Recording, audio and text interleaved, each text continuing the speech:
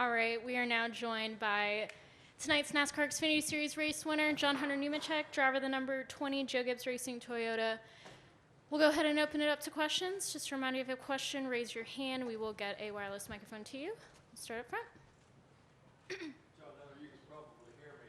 How hot was it? I wasn't really hot in the race car, to be completely honest with you. Once I got out on the front straightaway doing interviews and whatnot, after the burnout, it kind of got hot. Just one of those things that normally happens. I feel like when you get out of the race car, adrenaline kind of starts pumping. You're standing up rather than sitting down. I mean, it wasn't cold.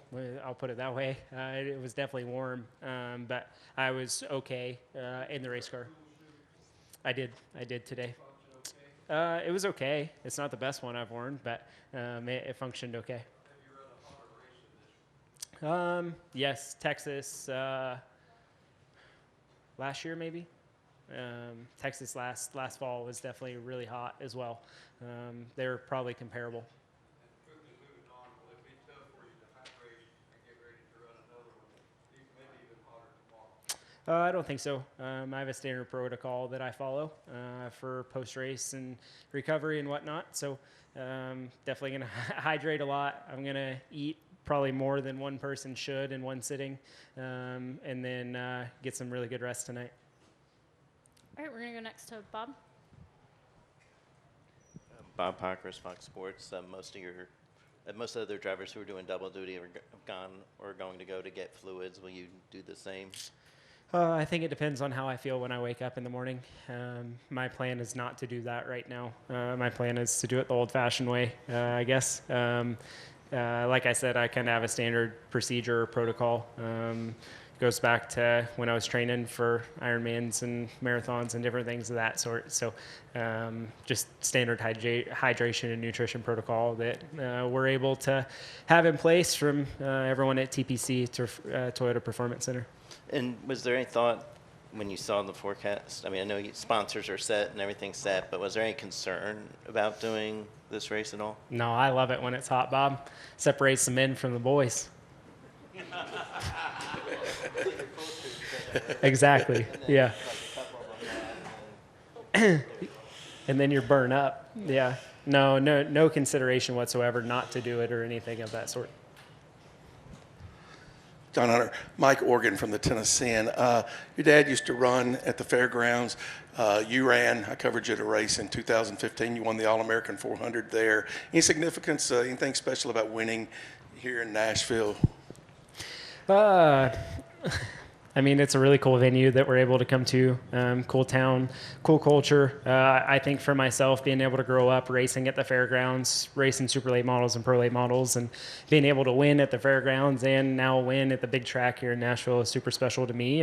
And just checking boxes of racetracks that I've been able to win at. So I think the tie back to growing up here racing, getting my start in the heavier stock cars or bigger stock cars at the fairgrounds not far from here. Can you speak to getting the Cup back here, Xfinity back here, how important that is? I think it's very important, to be completely honest with you. I think that this market, this venue is great for sure, not only for us as drivers being able to come in, but being able to bring fans in. And I feel like the turnout is pretty well packed as well. I know racing growing up at the fairgrounds, there were sold out crowds many a times when we were there racing and the stands were packed. So being able to come to the same market for a NASCAR race and being able to put on a great show is huge. Go next to Jerry. Jerry Jordan, King of the Tires.net. It's been hot since the beginning of time. So you come from a racing family. Your dad didn't have a cool suit. Are we making too much of a big deal about the heat? I mean, have drivers gotten soft through the years to some degree, or how is it different from talking to the people that you grew up around? Well, this is the first year I've ever worn a cool suit, to be completely honest with you. I normally don't run it in the Xfinity car, and the only reason I did is because I'm running double duty this weekend, right? Normally I wouldn't run it, and I've never run it in the past until this year. So it's been a first for me. I've had a couple fail this year, and it's not fun when they fail. So I've been able to kind of pick and choose where I've run it. Some Cup races I've run it. Last week at Loudon I didn't run it. So it more or less just depends on weather for me. Our races are long. The cars are definitely hot. I don't know. You can compare cars from today's world to the old cars as far as airflow through the cockpit. There's not much airflow through the cockpit in the cars nowadays, and there are no ride height rules, so they're on the ground, so there's not a lot of airflow there. So I don't know if they're hotter than they used to be, right? I can't attest to that point if drivers have gotten soft, but the technology is there, right, to keep your body cooler, and if you can keep your body cooler and perform at a higher level, why wouldn't you do it, right? I mean, once you start wearing the cool suit, I feel like your body gets used to it. So being able to not wear it at times and kind of get your body's reaction to not being completely reliant on that, I think is big. Are we making too much of a big deal out of it, the media? I mean, I don't know, it was what, 130, 140 in the race car today. I don't think just your average person could go sit in that and perform at a high heart rate. I mean, my heart rate right now sitting here is 135, so still. So I guarantee you if I pull up my average from the day, I'm going to be in the 160, 170 average for close to 3 hours. Okay, we'll go back to Bob. Bob Pockers, Fox Sports. How did the resin react the way you expected it today, or is there any difference to it than in the past? The first year we came here, was it resin or PJ1? Do you remember? Yeah, so the resin is way better, in my opinion. The track widened out, in my opinion. I feel like you were able to run the bottom, you were able to run the second lane, you were able to run the third lane, you were able to chase the gray with the right sides. Like, you're able to move around and make your car work.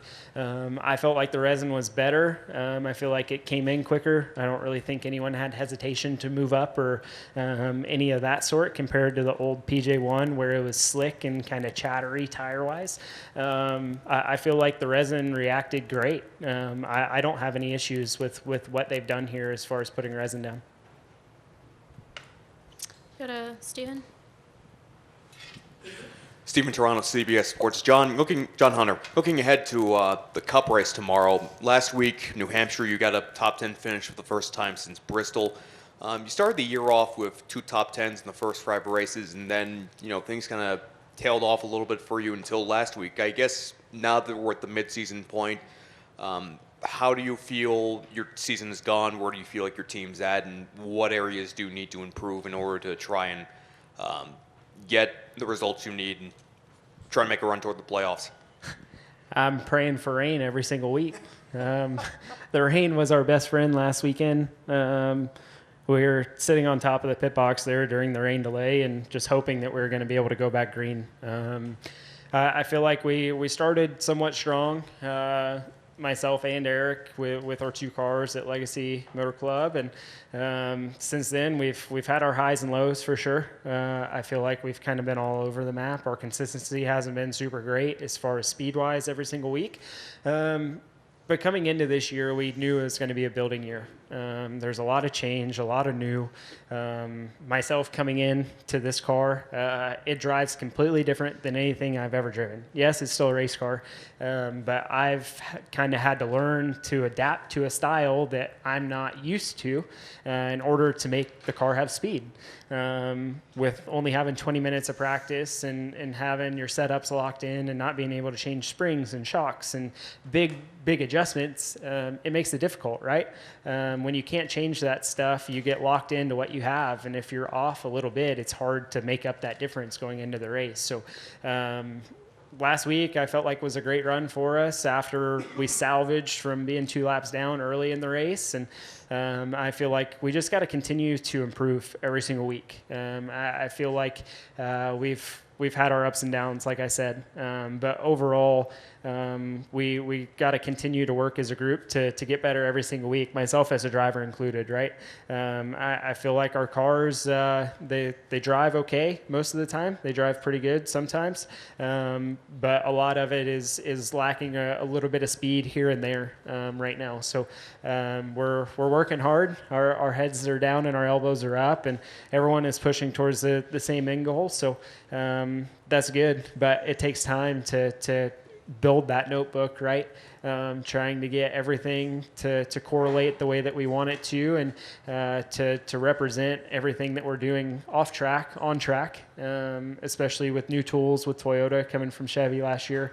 There's just a lot of new. So I hope that the second half of the season, when we start going back to some of these racetracks where we've been able to run once, and I've been able to get experience in the race car, and we've been able to build a little bit of a notebook, we should be better when we go back, or at least that's the hope.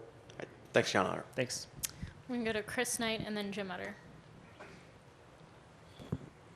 Chris Knight, GetGens.com. Hey, JH. JHN, I guess I should say. Sorry, long day. I was just wondering if you were surprised that Cole Custer plummeted as much as he did on that restart. Did you think that he was going to be the one that you had to battle for the win? He looked like me at the championship race in Phoenix. Yeah, I don't know. I don't know what happened. He drove in one really hard, and his car didn't stick, and slid up the racetrack. And once that happened, you kind of get back in dirty air, and there were a lot of us where we were really close to the same speed for a majority of the run. I would click off a few faster laps than Cole, kind of there in stage 2, and then kind of back off, and we were kind of trading lap times there. But it was all about adjustments today. The track continued to change, so staying up on that. I mean, the start of stage 3, I asked for an adjustment thinking it was going to help me, and it hurt me, and I went from leading to running third. I kind of thought I threw our race away right there until we were able to pit and get it fixed up, and we were able to maximize on that restart. And then do you know how many races left you have with Gibbs and Xfinity this year? Or is it just told as you go? I think it's 1 or 2. I know I will be in Chicago next week, but I'm not sure after that. All right, thank you. Thanks. Jim Utter, Motorsport.com. Following up on the following question, what is it, how do days like today and running the Xfinity car for Joe Gibbs Racing kind of help you get through a difficult season like you have in Cup? Yeah. I mean, you can look at it 2 different ways, right? Being able to still run in the Xfinity car on Saturdays and being with this 20 group, and being able to have speed and show up for wins and contend for wins, I feel like it keeps your mindset right. It keeps you in the ball game. It keeps your confidence up. But I will say in the Cup deal, it's definitely different, right? If you're running 15th to 25th, let's say, it's a completely different race than when you're racing the top 5. So for me, being able to run double duty, and with us not having the cars that we want right now at Legacy MC to contend for wins week in, week out, I'm gaining a lot of experience of trying to manage my race better, from racing 15th to 25th every week, but being able to run on Saturdays and still being able to show up and lead laps and race and restart up front, it teaches you a lot.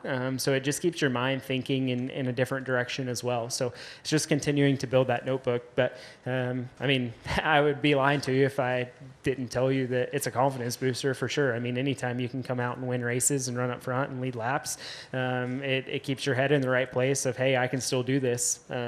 If your year isn't going like you want it to. But the learning is sort of also being able to do things that you're not able to do because of your car, like in the car. Yes, for sure. I mean, I think if you're able to restart up front in a Cup race, obviously it's going to be different than restarting up front in an Xfinity race. But you're still getting reps at restarting up front and choosing lines further up, and being able to go and battle for the lead and see what guys do differently. Whereas when you're in a pack, it's harder to do that. You're in dirty air, right? So I guess I'm getting the best of both worlds each weekend of being able to learn from first to wherever it may be position-wise. Yeah, I mean, that's a good one. I may have to figure out how to play the guitar. I don't know right in a second. All All right, we'll take our final question from Larry. John, you kind of answered it. Does anything today from today's win transfer over to tomorrow's race in terms of confidence, performance, or is it just two different animals? It's two different animals, two completely different race cars. I feel like for me, obviously winning is a confidence booster for myself. Just saying that I can still win, I can still run up front, I can still lead laps, I can still execute. I can still execute like I want to. So it definitely is a confidence booster for myself and internally, but it's two different animals. That race tomorrow is going to be completely different than the race was today, and I got some work to do. We're starting deep, so the goal for the first run of the race is to try and drive through them and not go a lap down and not ruin our day the first run. All right, congratulations. Thanks for coming in. Thank you, Good guys. luck Appreciate tomorrow. it.